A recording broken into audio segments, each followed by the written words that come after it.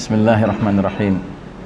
Saudara kaum muslimin muslimat rahimakumullah, ikutilah, simaklah Salwa Media Channel.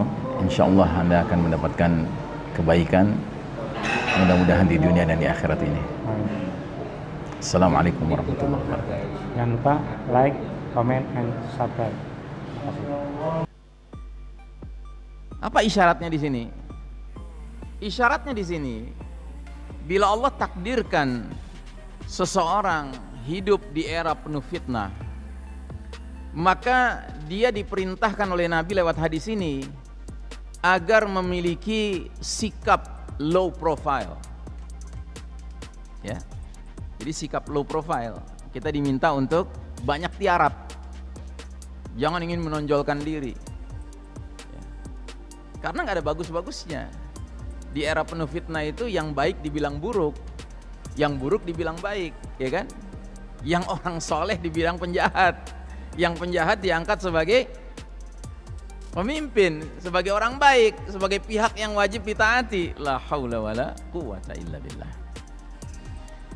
Baik, nah jadi saudaraku rahimakumullah, telah banyak asyratus sa'ah yang terjadi dan terbuktilah apa-apa yang dikabarkan Rasulullah SAW, sehingga keimanan dan pembenaran orang-orang beriman terhadap sa'ah kian hari terus kian bertambah, di mana munculnya bukti-bukti kenabian dan tanda-tanda kebenarannya mewajibkan kaum muslimin untuk berpegang teguh kepada dinul qayyim ini, agama yang lurus ini.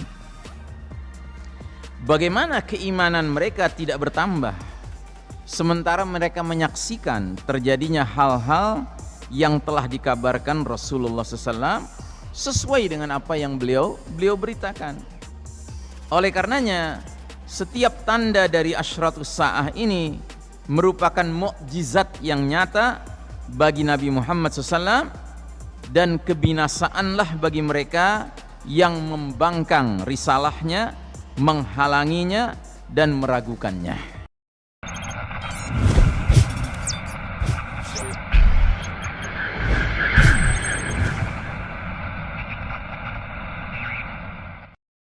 Wassalatu wassalamu ala asyrafil anbiya'i wal mursalin Sayyidina Muhammadin wa ala alihi wa ashabihi ajma'in. فقال الله تعالى في كتابه الكريم بعد أعوذ بالله من الشيطان الرجيم يا أيها الذين آمنوا اتقوا الله حق تقاته ولا تموتن إلا وأنتم مسلمون. Hadirin jamaah salat maghrib rahimakumullah, alhamdulillah pada sore hari ini menjelang malam Allah pertemukan kita dalam majelis ilmu sesudah kita sama-sama mengerjakan sholat wajib, sholat maghrib berjamaah. Dan kita berharap kepada Allah semata, semoga majelis kita ini termasuk yang diberkahi Allah Ta'ala. Semoga para malaikat turut hadir mendoakan ampunan Allah, rahmat Allah untuk mereka yang mengajarkan dan menuntut ilmu semata mengejar ridha Allah Subhanahu Wa Ta'ala. Dan tentunya salawat salam sejahtera marilah kita doakan agar tercurah kepada manusia pilihan Nabiullah Muhammad sallallahu alaihi wasallam yang sangat kita harapkan syafaat beliau di hari berbangkit kelak nanti, dan kita mengharapkan agar Allah Ta'ala mempertemukan kita dengan beliau di tempat yang sama, yaitu di negeri yang penuh dengan kebahagiaan yang abadi dan hakiki, al-jannah. Amin ya rabbal alamin. Saudaraku rahimakumullah, mulai bulan Januari, Kamis kedua ya, ini Kamis kedua ya, Kamis tanggal 14 berarti Kamis kedua ya. Setiap Kamis kedua kita akan membahas tema yang berkaitan dengan asyratus sa'ah. Asyratus sa'ah itu artinya tanda-tanda kiamat. Dan memang yang kita jadikan rujukan juga kitabnya judulnya demikian, Asyratus Sa'ah, karya Syekh Yusuf Al-Wabil, yang alhamdulillah sudah diterjemahkan ke bahasa Indonesia kitab ini. Karenanya bagi Anda yang mungkin ingin menghadirkan kitab ini pada saat kajian, silahkan saja. Bukunya seperti ini, Ini yang diterbitkan oleh Pustaka Ibnu Katsir. Ya. Saya tidak tahu apakah sekarang formatnya masih seperti ini gambarnya, tapi yang jelas saya mendapatkan ini seperti ini keadaannya. Dan setahu saya buku ini juga diterbitkan oleh penerbit Mantiq, ya, Pustaka Mantiq. Tapi tidak tahu apakah sekarang masih ada terbitannya. Yang jelas hari ini kita akan coba mengupas muqaddimah dan bahagian awal yang berkaitan dengan ahamiyatu al-imanu bil yaumil akhir, urgensi beriman kepada hari akhir. Sesudah hamdalah dan salawat dalam kitab muqaddimahnya, Syekh Yusuf Al-Wabil mengatakan, tatkala umat ini adalah umat yang terakhir dan Nabi Muhammad sallallahu alaihi wasallam merupakan khataman nabiyyin, penutup para nabi, maka Allah Ta'ala mengkhususkan umat beliau dengan munculnya asyratus sa'ah kepada mereka, tanda-tanda kiamat kepada mereka. Allah jelaskan hal ini kepada mereka melalui lisan nabinya dengan penjelasan yang sejelas-jelasnya. Beliau mengabarkan kepada manusia bahwasanya asyratus sa'ah pasti akan terjadi dan tidak ada nabi lain setelah Nabi Muhammad sallallahu alaihi wasallam yang menjelaskan tanda-tanda tersebut. Dan segala macam kejadian besar dahsyat yang akan terjadi di akhir zaman sebagai isyarat akan hancurnya alam ini dan permulaan kehidupan yang baru. Saat itu setiap manusia akan dibalas sesuai dengan amal yang ia lakukan. Kemudian dikutiplah surat Az-Zalzalah ayat-ayat terakhir. فَمَنْ يَعْمَلْ مِثْقَالَ ذَرَّةٍ خَيْرًا يَرَهُ وَمَنْ يَعْمَلْ مِثْقَالَ ذَرَّةٍ شَرًّا يَرَهُ. Barang siapa mengerjakan kebaikan seberat zarrah pun, niscaya dia akan melihat balasannya. Dan barang siapa mengerjakan kejahatan sebesar zarrah pun, niscaya dia akan melihat balasannya pula. Jadi kita ini mempunyai kekhususan sebagai suatu umat, bahwasanya kita ini merupakan umat terakhir. Sebab nabi kita merupakan penutup para nabi. La nabiyya ba'dah. Enggak akan ada lagi nabi setelah beliau. Dan itu juga berarti bahwasanya kita adalah ujung terakhir perjalanan umat manusia di muka bumi ini. Setelah kita tidak akan ada lagi umat manusia lain. Makanya bersyukur kita kepada Allah Ta'ala dipilih menjadi umat Nabi Muhammad sallallahu alaihi wasallam, karena dalam sebuah hadis beliau bersabda, kalian umatku merupakan ummatun marhumah, umat yang dirahmati Allah Ta'ala. Kalian datang paling akhir ke dunia, tetapi kalian yang paling awal dihisab di hari berbangkit. Masya Allah Ta'ala, ya. Betapa bersyukurnya kita, ya. Jadi suatu ketika para sahabat mendengar Nabi menggambarkan tentang hari berbangkit.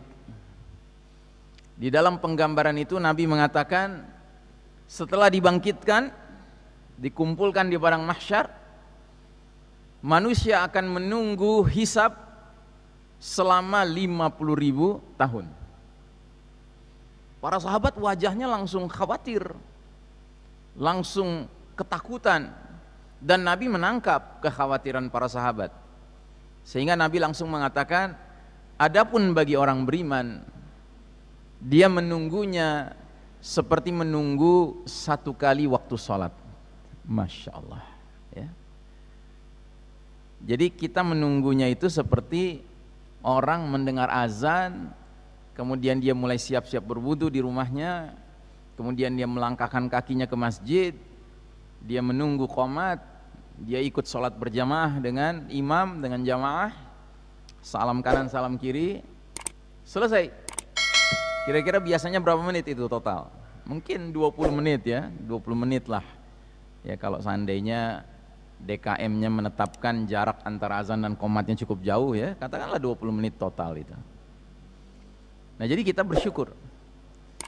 Dan karenanya mengingat Nabi kita merupakan khataman nabiyyin, penutup rangkaian para nabi, pantaslah bila mana beliau yang ditugaskan Allah Ta'ala menjelaskan asyratus sa'ah, tanda-tanda kiamat ya.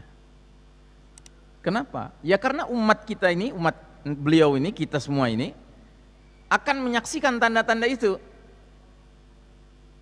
Yang menyaksikan tanda-tanda kiamat itu bukan generasi umatnya Nabi Isa alaihissalam, bukan generasi umatnya Nabi Musa alaihissalam ya, masih jauh itu.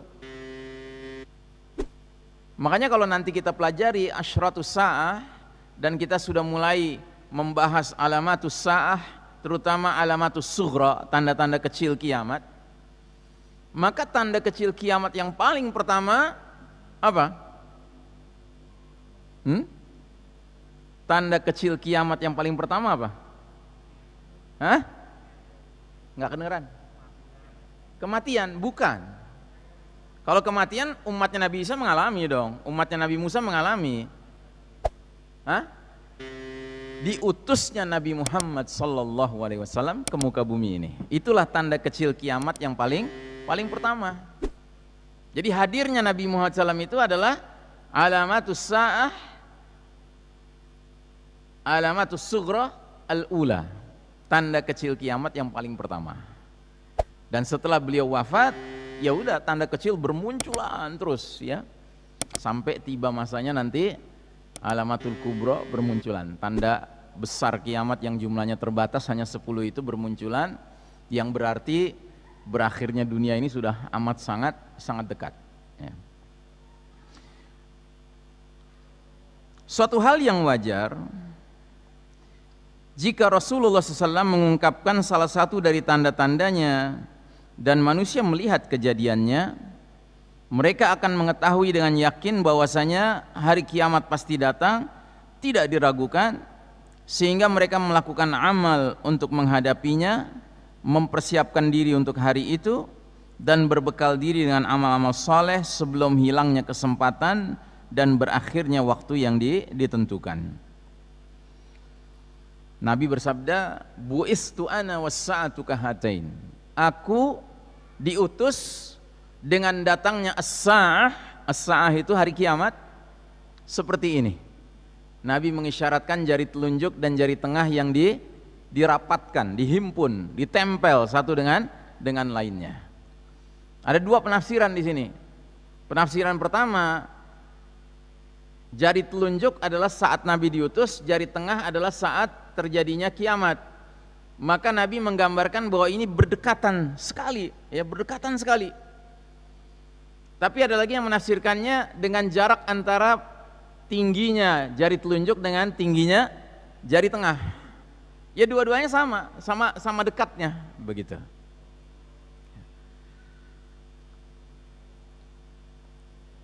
Di dalam hadis diungkapkan, wa kana idza dzakara as-sa'ata ahmarat wajnatahu wa 'ala sautuhu washtadda ghadabuhu ka'annahu nadhiru jayshin yaqulu sabbahakum massakum. Dan jika Nabi Muhammad sallallahu alaihi wasallam mengingatkan tentang hari kiamat, maka memerahlah wajah beliau, pipi bagian atas beliau, suaranya menjadi tinggi, dan beliau sangat marah, seakan-akan beliau adalah seorang komandan pasukan yang mengatakan kepada para prajuritnya, musuh akan datang kepada kalian, bisa di waktu pagi, bisa di waktu sore. Jadi Nabi itu kalau sudah bicara tentang asyratus sa'ah, alamatus sa'ah, beliau itu nggak ada main-main, ya, nggak ada bercanda, ya. Beliau itu serius sekali, ya. Dan ini menandakan kepada kita ahamiyatu fahmi asyratus sa'ah, betapa pentingnya kita memiliki pemahaman tentang tanda-tanda kiamat. Nabi Muhammad SAW sangat mencintai para sahabat beliau radhiyallahu anhum ajmain karena merasa khawatir akan terjadinya as-sa'ah menimpa mereka. Hal itu tampak sekali ketika Nabi menerangkan tentang sifat Dajjal kepada mereka.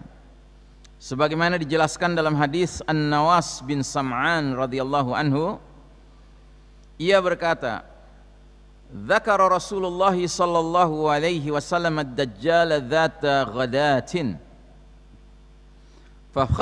fakhaffa fihi wa raf'a hatta zanannahu fi ta'ifatin an-nakhl falamma rahna ilaihi arafa dhalika fina faqala ma sya'nukum qulna ya Rasulullah dzakarta ad-Dajjal ghadatan fakhaffatta fihi wa rafa'ta hatta zanannahu fi ta'ifatin nakhl faqala ghairu ad-Dajjal akhwafuni alaikum iyakhruj wa ana fikum fa ana hajijuhu dunakum wa iyakhruj wa lastu fikum famru'un hajiju nafsihi wallahu khalifati ala kulli muslimin." Artinya, pada suatu pagi Rasulullah sallallahu alaihi wasallam menerangkan tentang Dajjal. Nabi merendahkan dan mengangkat suaranya. Jadi suara beliau seperti volumenya kadang-kadang kecil, kadang-kadang besar, gitu. Jadi direndahkan, tahu-tahu diangkat.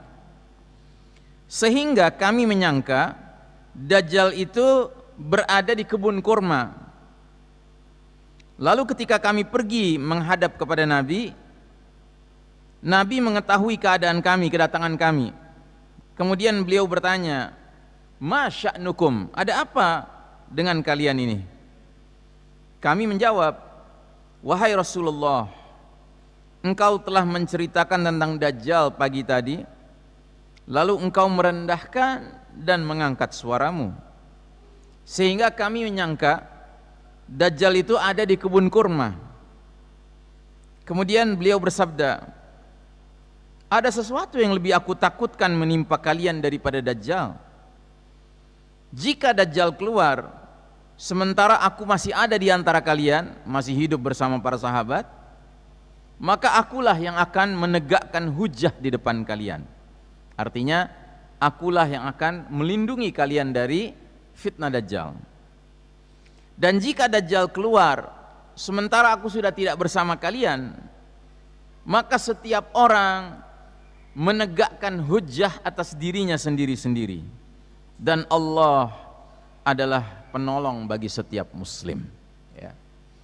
Jadi sedemikian rupa Nabi itu mengasihi para sahabatnya, sehingga tidak ada perkara yang berkaitan dengan tanda-tanda kiamat yang tidak beliau jelaskan. Sampai bagaimana bersikap, ya, itu dijelaskan. Atau misalnya dalam hadis yang lain, Nabi mengatakan, apabila fitnah sudah merebak, maka orang yang duduk lebih baik daripada orang yang berdiri. Orang yang berdiri lebih baik daripada orang yang berjalan. Dan orang yang berjalan lebih baik daripada orang yang berlari-lari. Ya. Apa isyaratnya di sini? Isyaratnya di sini, bila Allah takdirkan seseorang hidup di era penuh fitnah, maka dia diperintahkan oleh Nabi lewat hadis ini agar memiliki sikap low profile. Ya. Jadi sikap low profile, kita diminta untuk banyak tiarap. Jangan ingin menonjolkan diri. Ya. Karena nggak ada bagus-bagusnya. Di era penuh fitnah itu yang baik dibilang buruk, yang buruk dibilang baik, ya kan? Yang orang soleh dibilang penjahat, yang penjahat diangkat sebagai pemimpin, sebagai orang baik, sebagai pihak yang wajib ditaati. La haula wala quwata illa billah. Baik, nah jadi saudaraku rahimakumullah, telah banyak asyratus sa'ah yang terjadi dan terbuktilah apa-apa yang dikabarkan Rasulullah SAW, sehingga keimanan dan pembenaran orang-orang beriman terhadap sa'ah kian hari terus kian bertambah, di mana munculnya bukti-bukti kenabian dan tanda-tanda kebenarannya mewajibkan kaum muslimin untuk berpegang teguh kepada dinul qayyim ini, agama yang lurus ini. Bagaimana keimanan mereka tidak bertambah sementara mereka menyaksikan terjadinya hal-hal yang telah dikabarkan Rasulullah SAW sesuai dengan apa yang beliau beritakan. Oleh karenanya setiap tanda dari asyratus sa'ah ini merupakan mukjizat yang nyata bagi Nabi Muhammad SAW, dan kebinasaanlah bagi mereka yang membangkang risalahnya, menghalanginya dan meragukannya, ya. Nah, jadi saudaraku rahimakumullah, salah satu manfaat besar dari hadirnya asyratus sa'ah itu adalah ketika kita menjalani kehidupan di akhir zaman ini dan kita melihat dalam realitas apa yang Nabi sebutkan 15 abad yang lalu muncul, ya, kita lihat di depan mata kepala kita sendiri, maka itu menjadi faktor pendukung kekuatan iman kita kepada risalah Nabi Muhammad SAW, ya. Makanya alangkah ironisnya kalau ada kajian tentang tanda-tanda kiamat tetapi nggak dikaitkan dengan realita, ya. Justru fungsinya adalah kita melihat realita supaya kita melihat tanda-tanda itu, dan semakin kita bisa menangkapnya semakin menunjukkan kehalusan sensitivitas basirah seseorang, ya. Maka jelaslah pentingnya pembahasan seperti ini di waktu sekarang, di mana sebagian penulis kontemporer dalam tulisan mereka meragukan munculnya perkara-perkara gaib yang harus diimani yang telah dikabarkan oleh Nabi Muhammad SAW, di antaranya asyratus sa'ah. Di antara mereka ada yang meragukan sebagiannya, dan sebagian mereka ada yang menakwilkannya dengan penakwilan yang batil, yang berlebihan, yang melampaui batas, ya. Contoh, hari ini tidak sedikit orang mengaku muslim, bahkan dianggap sebagai tokoh Islam, yang mengatakan bahwa Dajjal itu nggak ada makhluknya. Dajjal itu cuma simbol kebatilan. Oh tidak, Dajjal itu makhluknya ada, dan dia akan hadir nanti pada jadwalnya. Sebagaimana Isa alaihissalam juga akan turun dari langit, karena Isa alaihissalam itulah yang nantinya bertugas membunuh Dajjal, ya. Jangankan kita kaum muslimin, sedangkan kaum Nasrani saja mereka meyakini hal itu. Makanya mereka menyebut Dajjal itu dengan sebutan the Antichrist, antikristus, ya. Karena Kristus itu maksudnya Isa alaihissalam, sedangkan Antichrist itu lawannya. Ya, lawannya Isa alaihissalam siapa? Ya Dajjal. Makanya dua-duanya dijuluki dengan julukan yang sama, Al-Masih, juru selamat. Tetapi yang satu juru selamat hakiki, sejati, yang satu juru selamat palsu, ya. Jadi bagi kita Isa alaihissalam itu Al-Masih yang sebenarnya, karena dia nanti akan turun membunuh Dajjal dan mengajak umat manusia untuk memeluk agama Nabi Muhammad SAW. Ya, jadi Isa alaihissalam nanti kalau turun bukan mengajarkan agama Nasrani, bukan mengajarkan ajaran baru, tidak. Beliau mengikuti millah Muhammad sallallahu alaihi wasallam. Sementara Dajjal ketika dia muncul pertama kali dia akan mengatakan dirinya adalah Al-Masih Isa alaihissalam. Ketika mulai banyak orang yang mengikutinya, dia bahkan lebih tinggi daripada itu pengakuannya. Ana rabbukum, aku Rabb kalian. Dan bagi kalangan Kristen yang sudah rancu dengan akidah trinitasnya, ini perkara yang akan semakin menyempurnakan kesesatan mereka. Jadi mula-mula mereka melihat Dajjal mengaku Isa alaihissalam. Nah, mereka percaya itu bahwa ini Isa alaihissalam karena banyak kemukjizatan yang dia perlihatkan. Bukan kemukjizatan sebenarnya, sihir, tipu daya.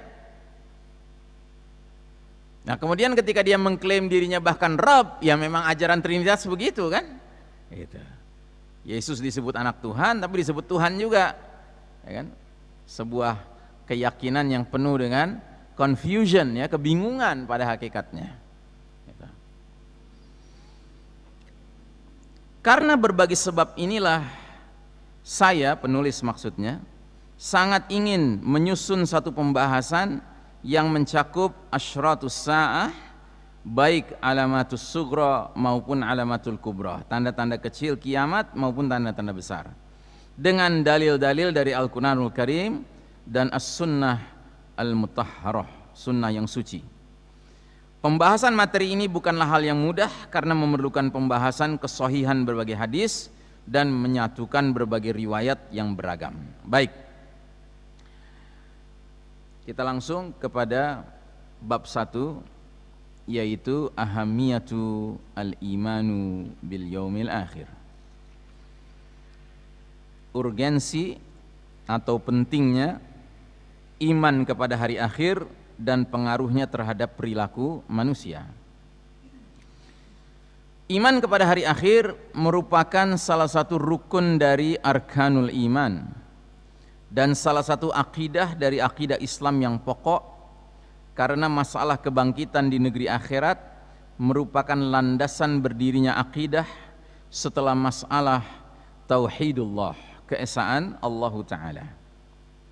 Iman kepada segala hal yang terjadi pada hari akhir dan tanda-tandanya merupakan keimanan terhadap perkara gaib yang tidak bisa dijangkau akal dan tidak ada jalan untuk mengetahuinya kecuali melalui nas wahyu.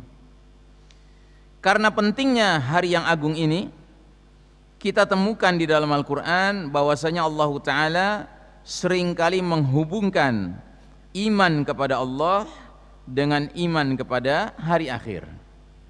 Contoh, surat Al-Baqarah 177. Laisal birra an tuwallu wujuhakum qibalal masyriqi wal maghribi walakinnal birra man amana billahi wal yaumil akhir. Bukanlah menghadapkan wajahmu ke arah timur dan barat itu suatu kebajikan, akan tetapi sesungguhnya kebaikan itu ialah beriman kepada Allah dan hari akhir. Atau firman Allah surat At-Talaq ayat 2, dzalikum yu'azu bihi man kana yu'minu billahi wal yaumil akhir. Demikianlah diberi pengajaran dengan itu orang yang beriman kepada Allah dan hari akhir, ya. Dan masih banyak lagi ayat-ayat yang senada, ya, yang di dalamnya ada iman kepada Allah, iman kepada hari akhir, ya. Termasuk ayat di awal suratul Baqarah tentang ucapan kaum munafik, ya. Dikatakan di ayat 8 itu, wa minan nasi may yaqulu amanna billahi wa bil yaumil akhir wa ma hum bimu'minin. Dan di antara manusia ada orang-orang yang berkata kami beriman pada Allah dan hari akhir, padahal mereka bukan orang beriman, ya. Ini ayat 8 suratul Baqarah yang merupakan ayat pertama yang membicarakan ciri orang munafik. Jadi ciri orang munafik itu mereka ngakunya juga beriman pada hari akhir, beriman pada Allah, beriman pada hari akhir, tapi nyatanya perilaku mereka, tingkah laku mereka tidak mencerminkan keimanannya pada hari akhir, ya.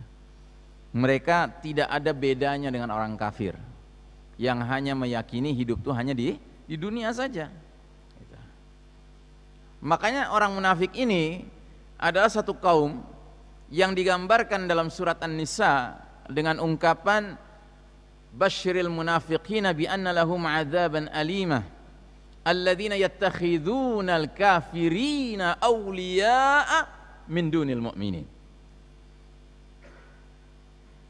Jadi dikatakan di situ, berilah kabar gembira bahwa sesungguhnya orang-orang munafik itu akan mendapat azab yang pedih.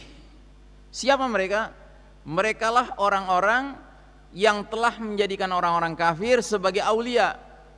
Aulia itu dua maknanya, sebagai sahabat kental atau sebagai pemimpin. Bisa dua-duanya maknanya.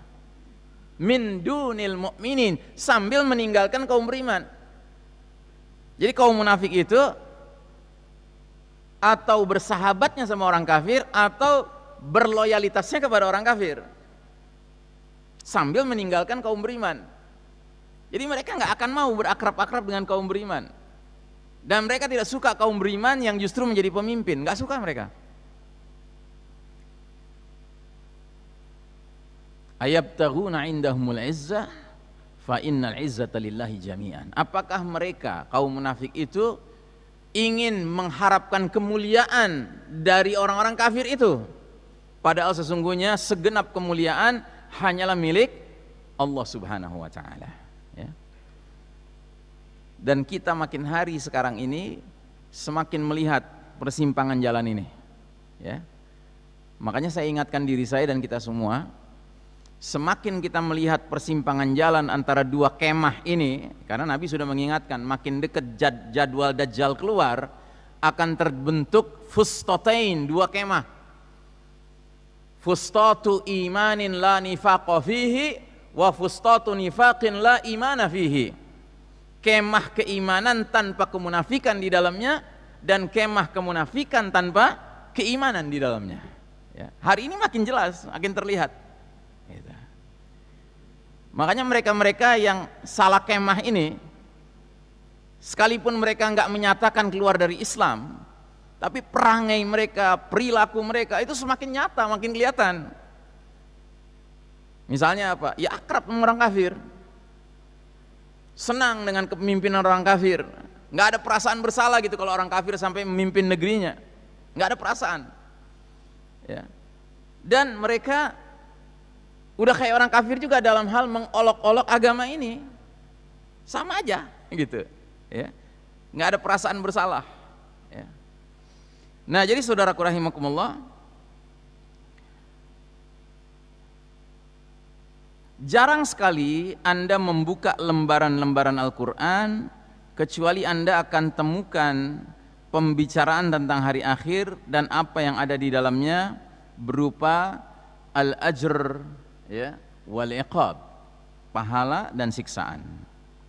Kehidupan menurut pandangan Islam bukanlah sekedar kehidupan di dunia yang sangat pendek dan terbatas, bukan pula sebatas umur manusia yang sangat pendek. Sesungguhnya kehidupan menurut pandangan Islam sangatlah panjang, berlanjut sampai tidak ada batasnya.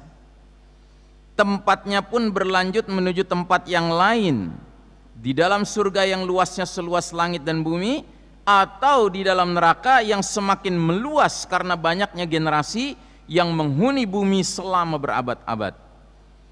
Sehingga Allah Ta'ala berfirman, sabiqu ila maghfiratin min rabbikum wa jannatin arduha ka'ardis samai wal ard u'iddat lilladzina amanu billahi wa rusulih. Berlomba-lombalah kalian untuk mendapatkan ampunan dari Rabbmu dan surga yang luasnya seluas langit dan bumi, yang disediakan bagi orang-orang beriman kepada Allah dan para Rasulnya.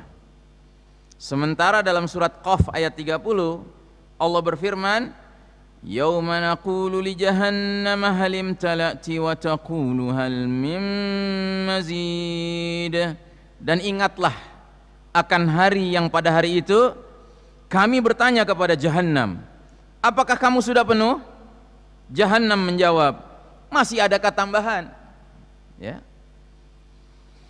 Sesungguhnya beriman kepada Allah dan hari akhir dan beriman kepada apa yang ada di dalamnya berupa pahala dan siksaan adalah sesuatu perkara yang benar-benar mengarahkan perilaku manusia kepada siratal mustaqim, jalan yang benar.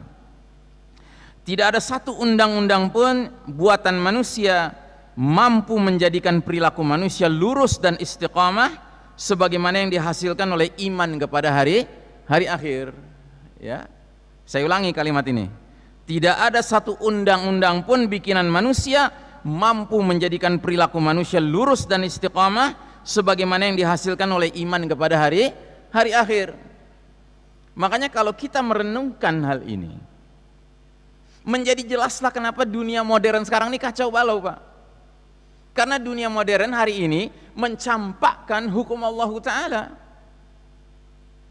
Dan kita bukan bicara tentang Amerika, tentang Inggris, tentang Eropa, tidak. Negeri kaum muslimin sendiri mencampakkan hukum Allah dan menyangka hukum bikinan manusia bisa menghasilkan manusia-manusia yang istiqamah, yang lurus, yang lempeng.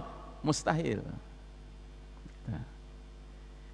Makanya kalau kita kaji sirah nabawiyah, sejarah perjuangan Nabi Muhammad SAW, sirah nabawiyah itu dibagi dua, Pak. Ada fatrah makkiyah, ada fatrah madaniyah. Ada periode perjuangan Nabi dan para sahabat di Mekah, dan periode perjuangan Nabi dan para sahabat di Madinah setelah hijrah. Saya tanya, di periode manakah Nabi itu posisinya kuat? Di Madinah apa di Mekah? Di Madinah. Dan di Mekah Nabi dan para sahabat posisinya kuat apa lemah? Hah? Lemah betul. Karena itu masih awal dakwah. Dan di Mekah itu yang berkuasa, yang memimpin adalah kaum musyrikin Quraisy.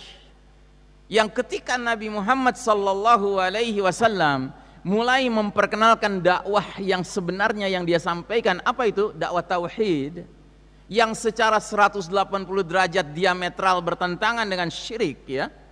Maka Nabi dan para sahabat itu tidak mengalami kondisi yang ringan, tidak, makin berat kondisinya. Karena yang diajak, yang diserukan itu sesuatu yang bertentangan dengan apa yang berlaku. Nah, karenanya kita harus bertanya, pada kondisi Nabi dan para sahabat lemah itu, apa ayat-ayat, apa surah-surah yang turun kepada Nabi? Mari kita simak ucapan Ummul Mukminin radhiyallahu anha, Aisyah, istri Nabi SAW. Beliau mengatakan, "Lau kana awwalu ma nazala minal Qur'ani la tashrabul khamar, laqalu la lan natrukal khamar abadan." Seandainya awal mula ayat surat yang turun di Mekah, ya, adalah larangan minum khamr, niscaya para sahabat akan mengatakan, oh, kami sekali-kali nggak akan meninggalkan khamr. Kenapa? Karena khamr sudah jadi budaya. Terus kata Aisyah radhiyallahu anha melanjutkannya, dia mengatakan, "Lau kana awwalu ma nazala minal Qur'ani la taznu laqalu la lan natruka zina." Seandainya awal mula ayat surah yang turun di Mekah adalah larangan berzina, niscaya para sahabat akan mengatakan, oh, kami sekali-kali nggak akan meninggalkan zina. Kenapa? Karena zina sudah jadi budaya, ya kan? Walakin awwalu ma nazala minal Qur'an suwaru, ya, mufassal anil jannati wan nar. Akan tetapi awal mula surat-surat yang turun di Mekah adalah ayat-ayat yang begitu rinci menggambarkan tentang kehidupan di akhirat, tentang surga, tentang neraka. Hatta thabatil qulubu ila rabbihim, sehingga hati para sahabat terikat dengan Allah Ta'ala, Rabb mereka, gitu. Nah, jadi saudaraku rahimakumullah, sejarah berulang. Kita sekarang umat Islam sedunia itu seperti di Mekah. Tidak ada orang beriman yang benar-benar memimpin di negeri manapun sekarang, ya. Yang memimpin adalah nilai-nilai kekufuran, hukumnya bukan hukum Islam, ya. Maka kembali kita harus melakukan apa yang dilakukan Nabi dan para sahabat waktu itu, binaul iman wa tauhid, pembinaan keimanan dan tauhid, dan salah satunya adalah al-imanu billahi wal yaumil akhir. Menjadi satu perkara yang sangat penting. Kalau tidak ada keimanan kita kepada hari akhir, Pak, wow, kita hidup di zaman sekarang ini, Pak, bawaannya frustrasi terus, Pak. Karena yang kita saksikan adalah kezaliman makin dahsyat. Orang-orang yang baik makin dizalimi, dan orang-orang yang jahat makin memiliki keleluasaan dalam menjalankan kejahatan mereka, ya. Jadi saudaraku rahimakumullah,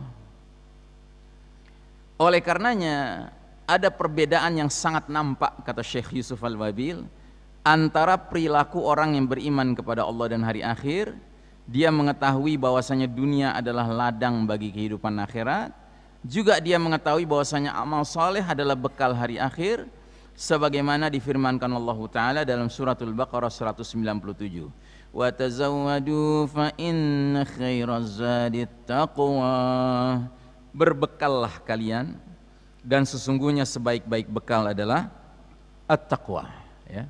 Yang karenanya tidak sahlah khutbah Jumat seorang khatib bila di dalam khutbah Jumat pertama maupun kedua tidak ada nasihat bertakwa kepada jamaahnya, ya. Wajib hukumnya dia mengingatkan jamaah untuk bertakwa, karena takwa itulah khairuz zad, sebaik-baiknya bekal. Juga sebagaimana dikatakan oleh seorang sahabat mulia namanya Umair bin Humam radhiyallahu anhu.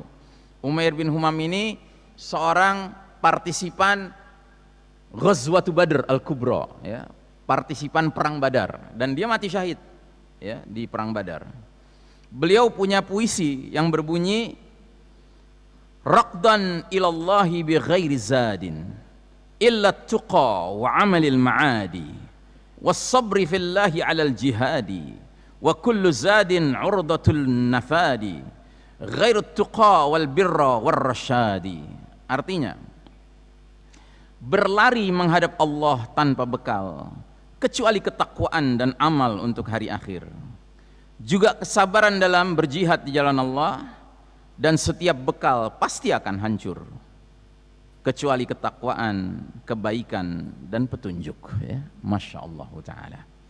Karenanya saudaraku rahimakumullah, pantaslah di dalam surat Az-Zukhruf ada ayat yang mengatakan, al-akhillau yawma idzin ba'duhum li ba'din aduwwun illal muttaqin.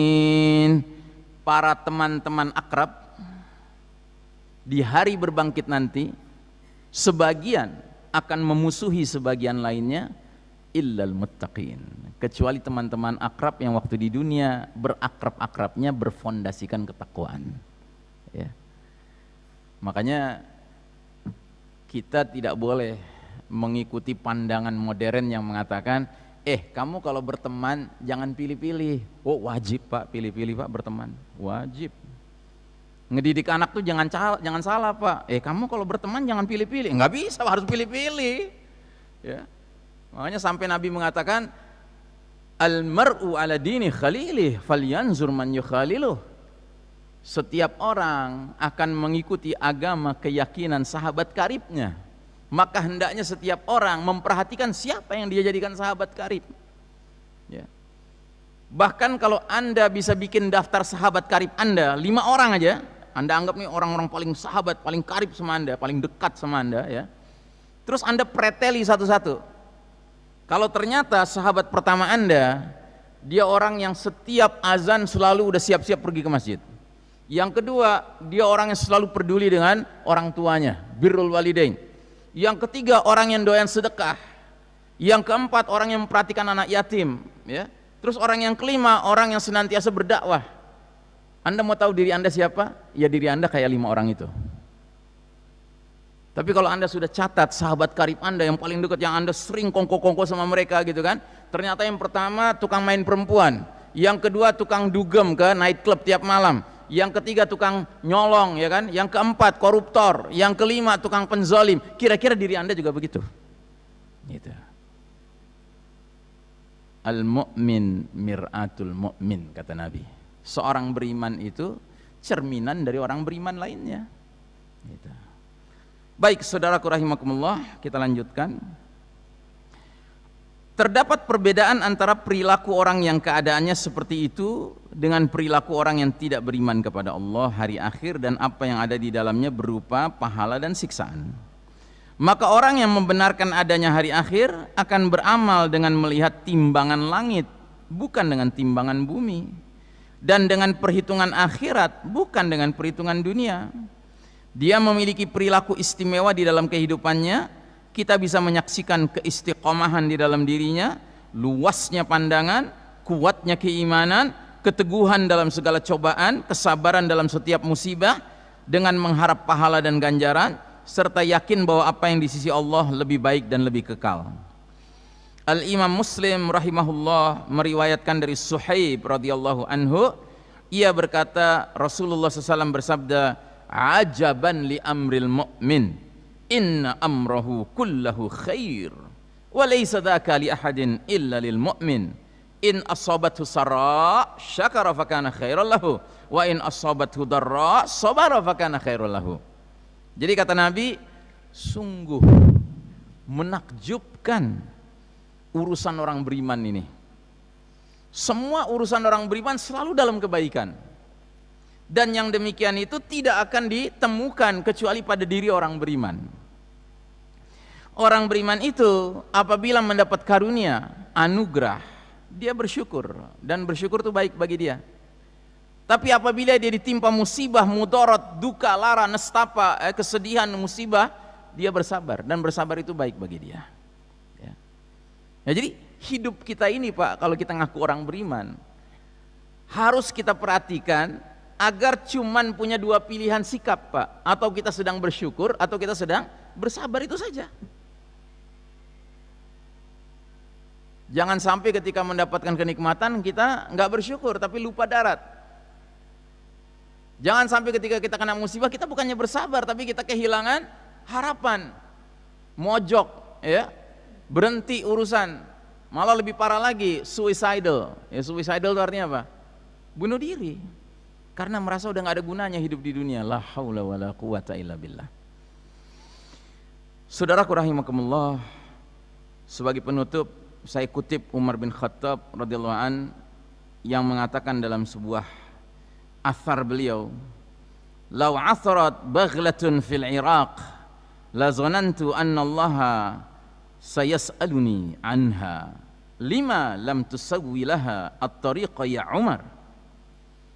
Jadi waktu Umar jadi khalifah, dia mengatakan seandainya ada seekor bagal, keledai, terjatuh di Irak, sungguh aku yakin bahwa Allah akan bertanya kepadaku di hari kiamat tentangnya. Kenapa engkau Umar tidak membuatkan jalan untuknya? Ya, Masya Allah. Ya. Inilah pemimpin yang sebenarnya, yang karena ingat akan akhirat, ingat iman pada akhirat, ya. Jangankan manusia mengalami musibah jauh di Irak sana. Irak dengan Madinah tuh jauh sekali. Madinah tuh ibu kota khilafah. Irak jauh sekali. Tapi bahkan keledai saja kalau terjatuh dikarenakan tidak disiapkannya jalan untuk keledai itu, dia sebagai pimpinan sangat khawatir nanti dia akan dipertanyakan. Makanya alangkah beruntungnya para sahabat yang sempat mengalami kepemimpinan Khulafaur Rasyidin. Dan kita bukan mustahil akan mengalaminya juga kalau Allah panjangkan umur kita dan Allah pilih kita menjadi bagian dari kepemimpinan Amirul Mukminin fi akhir zaman, pemimpinnya orang beriman di akhir zaman yang sudah dinubuahkan Nabi kita sebagai salah satu asyratus saah juga, yaitu Al-Mahdi. Ya, wallahu alam bisawab, kita nggak tahu Al-Mahdi munculnya kapan, tapi kalau ngelihat gelagat tanda-tanda sepertinya jadwalnya sudah dekat. Makanya tugas kita bukan nongkrong nunggu kedatangan Al-Mahdi, tidak, tapi persiapkan diri dan keluarga kita memenuhi kriteria untuk menjadi Jaisyul Mahdi, pasukan Al-Mahdi. Ya. Mudah-mudahan Allah Ta'ala membimbing, mengarahkan kita menjadi hamba-hamba Allah yang senantiasa beriman pada Allah dan hari akhir sebagai bukti keimanan kita yang sebenar-benarnya. Dan mohon maaf, hari ini kita cukupkan sampai sekian saja. Wassallallahu ala nabiyina Muhammadin wa ala alihi wa sahbihi wa sallim tasliman. Kita tutup dengan doa kifaratul majlis. Subhanakallahumma wa bihamdika asyhadu an la